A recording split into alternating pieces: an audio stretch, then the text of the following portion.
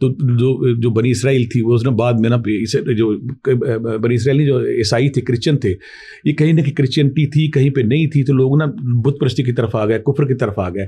تو پھر جو صحابہ کہف کا رجیم کے پاس ان کا واقعہ آتا ہے کہ رجیم کے پاس شہر کے پاس یہ تھے کہ ایک بادشاہ تھا اس کا دقیانوس اسے کہتے ہیں.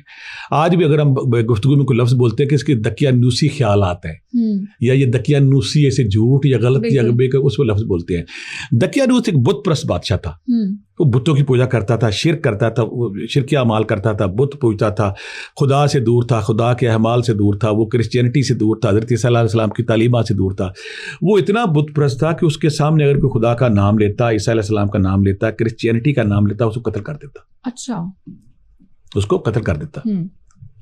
اب اس کے دربار میں یہ بندے تھے بعض روایتوں میں 3 آتے ہیں بعض میں 5 آتے ہیں بعض میں 7 آتے ہیں. قرآن پاک جب ہم دیکھتے قرآن پاک میں اس میں کہا ذکر نہیں کہا کہ یہ قرآن پاک نے کہا یہ آپ مت پوچھے وہ کتنے تھے وہ تھے لیکن یہ جو یہودی اور انگریز ہے یہ 7 سلیپرز کے نام سے ان کو یاد کرتے وہ 7 تھے.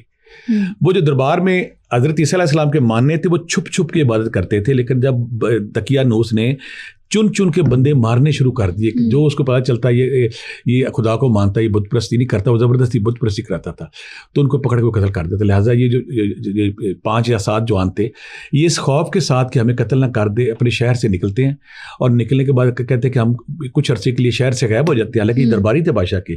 جب حالات ٹھیک ہوں گے ہم واپس آ جائیں گے. ٹھیک ہے جب حالات ٹھیک ہوں گے یہ غار میں جاتے ہیں غار میں جا کے لیٹ جاتے ہیں کچھ عرصہ ہم ریسٹ کرتے ہیں ریسٹ کرنے کے بعد پھر ہم واپس جاتے ہیں.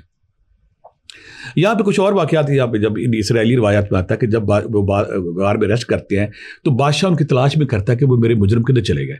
اس کو جب پتہ چلتا ہے کہ یہ فلاں غار میں چلے ساتھ میں کتا بھی تھا جو غار کے دروازے میں بیٹھا تھا قطمیر اس کتے کا نام تھا. قطمیر اور جو باقی نام جلبی خا جخلی خا اصلی خا روایت میں مختلف نام آتے ہیں. کتا بھی ساتھ جو سامنے پاؤں رکھ کے بیٹھ گیا کے. بعض راتوں میں آتا کتا اتنا دہشتناک تھا خوفناک تھا کہ لوگ اس پہ نہ آ سکے.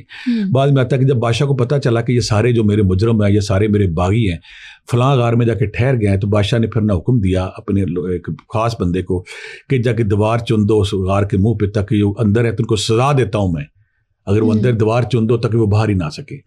اب جس وزیر کو بادشاہ نے یہ حکم دیا کہ جا کے غار کے منہ پہ دیوار چن دو وہ نیک آدمی تھا. وہ جب گیا وہاں پہ تو اس نے نا ایک تختی بنائی 2 تختیاں بنائیں. اس تختی کے اوپر ان 5 یا 7 کے نام لکھے. نام لکھنے کے بعد کہا کہ یہ فلاں دور ہے فلاں دور کے دور بادشاہ خوف سے یہاں ٹھہرے ہیں یہ نیک لوگ ہیں.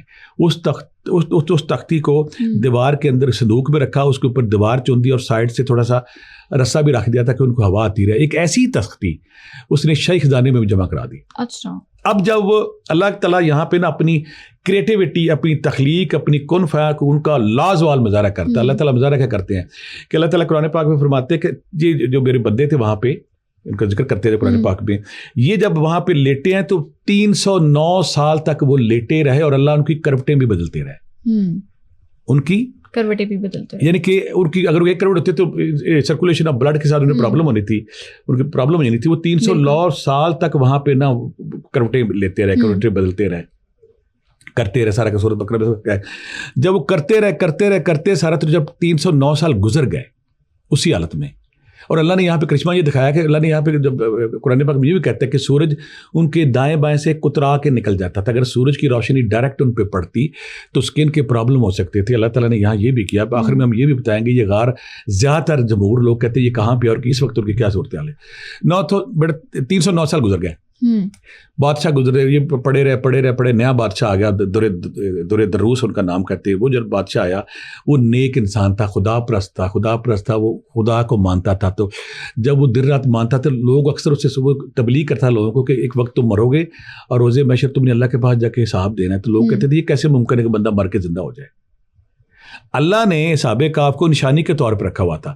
جب لوگ شرکیہ مال میں پھر پڑ گئے بت پرستی میں پڑ گئے اور کہتے تھے کہ یہ پاسبل ہی نہیں کہ وہ بندہ فوت ہو اور پھر زندہ ہو جائے اور پھر حساب کتاب ہو. تو ایک دن اپنے کمرے میں بیٹھا مسلے پہ بیٹھ کے سجدے میں پڑ گیا اور اس نے بڑی دعا کی کہ اللہ میاں کوئی ایسی نشانی دے کوئی ایسا معجزہ دے تاکہ میں اپنے عوام کو دکھا سکوں کہ مردے دوبارہ زندہ ہو سکتے ہیں. اچھا یہ دعا کی. اسی دوران کیا ہوتا ہے کہ وہ ایک دن ایک چوراہا گزرتا وہاں سے, تو وہ کہتا میری بکریاں اس غار میں ریسٹ کر لیں گی. وہ اس نے دیوار کو سرکانے کی کوشش کرتا, اندر جب دیکھتا 5 سے 7 جوان سو رہے ہیں, وہ دہشت زدہ ہو کے ڈر جاتا ہے. جب ڈر جاتا ہے, اسی دوران کیا ہوتا ہے وہ 7 یا 5 جو صحابہ کا وہ نیک انسان اٹھ جاتے ہیں, نیند سے اٹھ جاتے ہیں 309 سال بعد. جب اٹھتے ہیں, اٹھنے کے بعد وہ کہتے ہیں کہ انہیں جب اٹھنے کے بعد جسم نے کام کرنا شروع کیا, کہتے یار بھوک لگی تو کوئی بندہ ہے کہ جا کے نا کھانا لے آؤ. اب یملی خان نامی ایک بندہ جو ہے اس کو اشرفی دیتے ہیں 309 سال پرانی, اور کہتے ہیں جاؤ بازار میں جا کے نا, رجیم شہر کہا جاتا ہے زیادہ تر, وہاں سے کھانے پینے کو کوئی چیز لے کے آؤ. اب جب وہ شہر جاتا ہے وہ حیران ہو جاتا ہے, وہاں پہ تو چاروں طرف خدا کا نور, عبادت, ریاضت, خدا کی پرستش ہو رہی ہوتی ہے, بت پرستی ختم ہو چکی تھی. وہ حیران ہوتا ہے. پہلے تو آپس میں باتیں کرتے ہیں کہ ہم 1 پیر سوئے ہیں 2 پیر سوئے ہیں.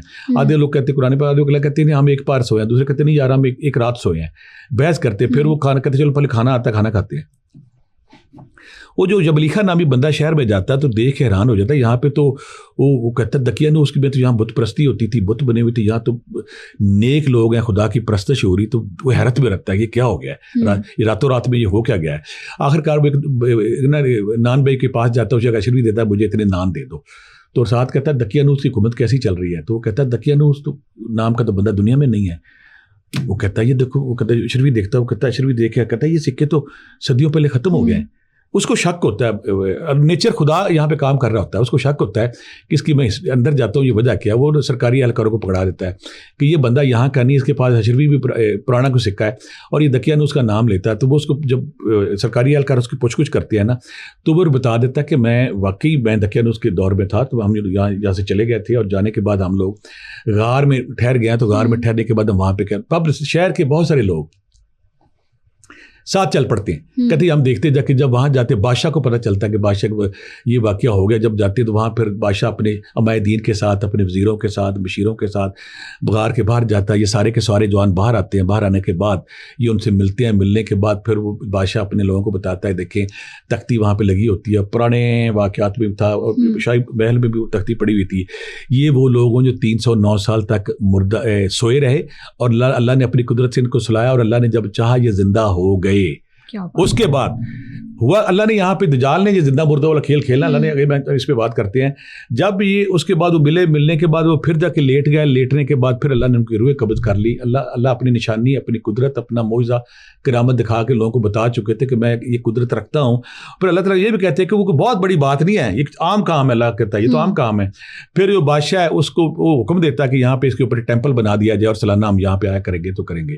یہ سارے واقعے سے ہمیں سبق یہ ملتا ہے کہ اللہ جو چاہتا ہے جیسے چاہتا ہے وہ وقت کو قید کر دیتا ہے اور چیزیں وہاں ٹھہر جاتی ہیں. بڑی صاحب ایک اور بھی تو اللہ کے نبی تھے جو 100 سال تک سوئے رہے تھے, ان کا ذرا ذکر کیجیے گا, وہ کیا سٹوری ہے؟ بڑا آپ نے تیاری کر کے آئے ہو, آپ نے بڑا اچھا سوال کیا ہے. اس سوال کے ساتھ ہی ہم دجال کی فتنہ اور اس پہ بات کر سکیں گے. حضرت عزیر علیہ السلام, حضرت عزیر علیہ السلام, ان کو تو اللہ تعالیٰ نے سلا دیا. حضرت عزیر علیہ السلام کے بارے میں یہ ہوا کہ ان کو اللہ نے مار دیا. اچھا. جب حضرت عزیر علیہ السلام کا جب دیکھتے ہیں, حضرت موسیٰ کے بھائی تھے حضرت ہارون علیہ السلام, یہ ان کی اولاد میں سے تھے اور ان کی اولاد میں سے تھے. اچھا. ان کا دور بعض کو آتا تھا کہ یہ حضرت سلیمان علیہ السلام کے بعد یا دنیا میں آئے, اور ان کا بیک گراؤنڈ یہ آتا ہے کہ جب بنی اسرائیل بت پرستی میں پڑ گئے, شرک میں پڑ گئے, نافرمانی میں پڑ گئے, اللہ کی نافرمانی میں پڑ گئے, تو جو عمالقہ کا بادشاہ تھا بخت نصر, جس کے بارے میں کہا جاتا ہے اس نے پوری دنیا پہ حکومت کی, وہ آیا, فلسطین کی اینٹ سے اینٹ بجائی, ہیکل سلیمانی توڑ دیا. اچھا. سارا وہاں پہ جو بیت المقدس میں جو عبادات تھی ساری توڑ دی, شہر کی اینٹ سے اینٹ بجا دی. اینٹ سے اینٹ بجانے کے بعد تابوت سکینہ اٹھایا.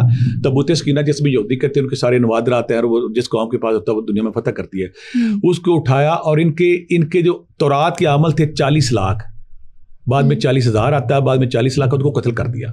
ٹھیک ہے. جو تورات کے عامل تھے, حافظ تھے, عالم تھے, ان کو قتل کیا. پھر 1 لاکھ بندہ اور قتل کیا, اور 1 لاکھ بندہ عورتوں بچوں کو غلام اور کنیزیں بنا کے اپنے ساتھ لے گیا.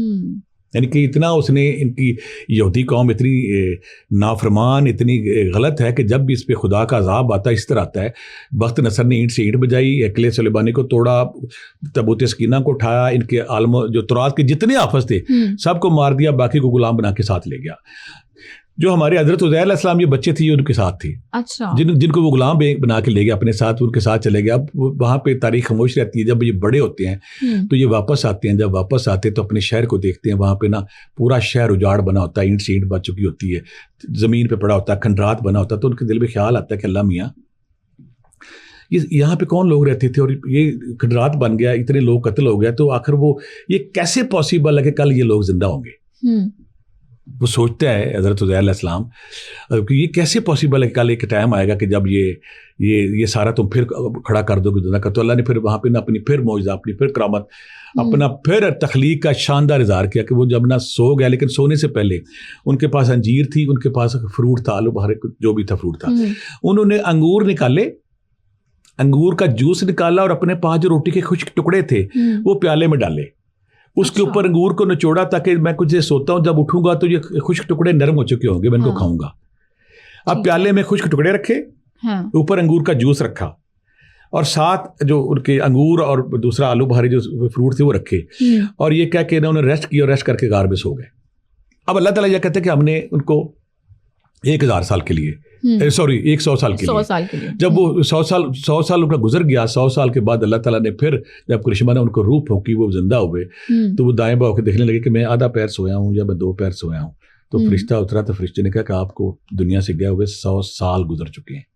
وہ کہتے ہیں 100 سال کیسے گزر چکے ہیں؟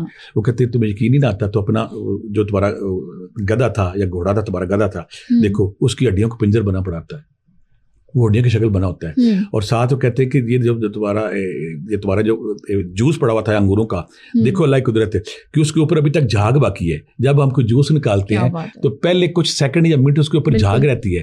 اللہ نے کیا کہ جو جوس تھا پیالہ, اس کو وقت کو وہیں سٹاپ کر دیا, اور جہاں پہ گدھا پڑا ہوا تھا وہاں پہ وقت کو چلنے دیا. بالکل وہ ہڈیوں کا ڈھانچہ بن گیا, انگور کی جھاگ بھی خشک نہیں ہوئی. یعنی کہ اللہ کی تخلیق اپنے جوبن پہ اللہ ہے. اللہ کہتا ہے کہ یہ میں خدا ہوں, میں جو چاہتا ہوں کرتا ہوں. یعنی کہ ایک ہی جگہ پہ 3 ٹائم مشینیں چلا دی. ایک پہ وقت گزرتا رہا, ایک پہ ٹائم تھم گیا. ایک چھوٹی سی غار ہوگی نا, چھوٹی سی غار میں ریسٹ کر رہے ہوں گے, اور وہ سو گیا. سونے کے بعد جب یہ سارا کچھ ہوتا ہے, جب وہ دیکھتے ہیں دیکھو اپنے پیالے کی طرف, اور پھر بھی ان کا ابھی شک ہوتا ہے حضرت علیہ السلام, تو پھر کہتے ہیں دیکھو اپنے گدھے کی طرف. گدھے کا ڈھانچے ہڈیاں کٹھی ہوتی ہیں, اس کے اوپر چمڑا چلتا ہے, اور گدھا کھڑا ہو جاتا ہے.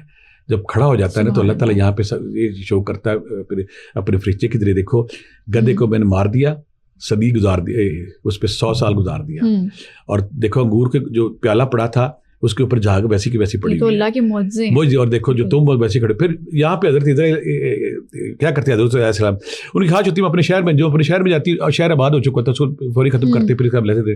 شہر آباد ہو چکا ہوتا ہے تو وہ اپنے گھر جاتے ہیں. جب گھر جاتے ہیں وہاں پہ ظاہر 100 سال گزر چکا ہوتا ہے, وہاں ایک بڑھیا بیٹھی ہوتی ہے. تو بڑھیا وہ کہتے ہیں کہ یہاں پہ یہ حضرت عزیر کے گھر ہے. وہ کہتی ہے عزیر وہ تو 100 سال پہلے یہاں چلا گیا تھا.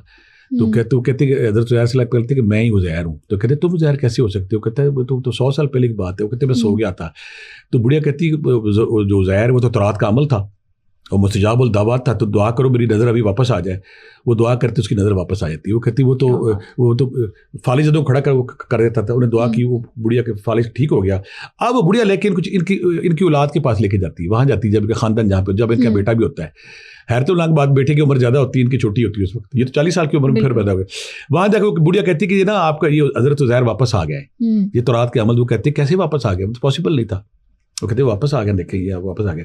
تو ان کے بیٹے کہتے کہ ہمارے باپ کی پشت پہ نا دونوں کے درمیان ایک سیاہ رنگ کا تل تھا, تو وہ جو اتارتے تو سیاہ رنگ کا تل سامنے ہوتا ہے. تو پھر بھی وہ کہتے ہیں ہاں یہ عزیر ہے. تو وہ پھر بھی کچھ لوگ کہتے ہیں عزیر تو تورات کا حافظ تھا.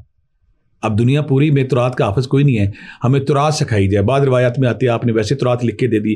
بعض روایات میں آتا ہے کہ 2 آسمان سے گولے روشنی کیا, ان کے سینے میں پڑے اور اللہ نے ان کا پھر سینہ روشن کر دیا. وہاں پہ ایک پرانا بابا بیٹھا کہتا ہے میرے والد صاحب نے کہا تھا جب تورات یہ وقت رسل جلا رہا تھا, سارے تورات کے اس نے جلا دیے تھے. جب وہ جلا رہا تھا تو میرے باپ نے ایک نسخہ نا انگوروں کی بیل کے نیچے دبا دیا تھا, اور دیکھتے ہیں چیک کرتے ہیں کہ وہ جو وہاں پہ نسخہ پڑا ہے وہ اور یہ عزیر جو بول رہے ہیں یہ ایک ہے یا کوئی اور ہے. اچھا. وہ باغ میں جاتے ہیں, وہاں سے اس تورات کے پرانے نسخے کو نکالتے ہیں, 100 سال پرانے کو. لفظ بسیدہ ہو چکے ہوتے ہیں, لیکن جب وہ دیکھتے ہیں وہ جو لفظ وہاں پہ تھے یہیں پہ تھے.